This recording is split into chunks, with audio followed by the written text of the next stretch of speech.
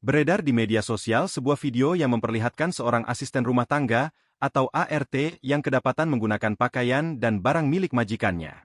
Dalam video tersebut, sang ART tampak mengenakan pakaian tersebut untuk membuat konten TikTok.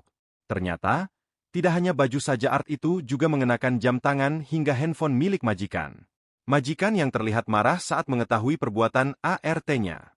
Sang ART hanya bisa diam dan tampak lesu saat mendapat teguran.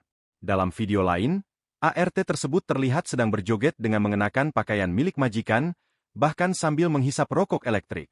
Majikan yang kesal pun menyampaikan sindiran kerasnya. Sebagai respons atas tindakan ART tersebut, sang majikan berencana untuk melaporkannya ke pihak berwajib. Tanpa adanya perlawanan, ART itu hanya menunduk dan sesekali menatap ke arah majikan dengan tatapan lesu.